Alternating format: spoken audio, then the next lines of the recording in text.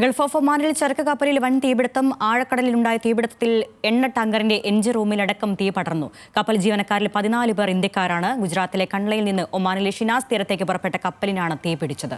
ശരത്ലാൽ നൽകും വിവരങ്ങൾ. ശരത്ത്, രക്ഷാപ്രവർത്തനം എങ്ങനെ പുരോഗമിക്കുന്നു? ഇപ്പോഴത്തെ സ്ഥിതി എന്താണ്? രക്ഷാപ്രവർത്തനം INS താബറെ എന്ന നാവിക കപ്പലാണ് നടത്തുന്നത്. തീയിലെ നിയന്ത്രണ വിധേയമാക്കാൻ ഒരു പരിധിവരെ സാധിച്ചു എന്നാണ് നേവി ഇപ്പോൾ പത്രക്കുറിപ്പിലൂടെ വ്യക്തമാക്കിയിരിക്കുന്നത്.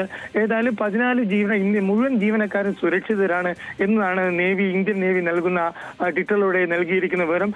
ഏതായാലും ഒമാൻ തീരത്തുനിന്ന് 40 നോട്ടിക്കൽ മൈൽ അകലെ മാത്രമാണ് ഈ എണ്ണ ടാങ്കറിന് തീപിടിച്ചതെന്നാണ് ഇപ്പോൾ നമുക്ക് സ്ഥിരീകരിക്കപ്പെട്ട ഇന്ത്യൻ നേവിയുടെ വിവരം നൽകിയിരിക്കുന്നത്. കപ്പലിൽ നിന്ന് രക്ഷപ്പെടുത്തിയ ജീവനക്കാരെ ഇപ്പോൾ ഇന്ത്യൻ നാവികസേന കപ്പലിലാണുള്ളത്. അവരെ കരക്കെത്തിക്കുന്ന നടപടികൾ മുറയിൽ നടക്കുമെന്നാണ് ഇപ്പോൾ ലഭിക്കുന്ന വിവരം. ശരി, ശരത്ലാലാണ് വിവരങ്ങൾ നൽകിയത്.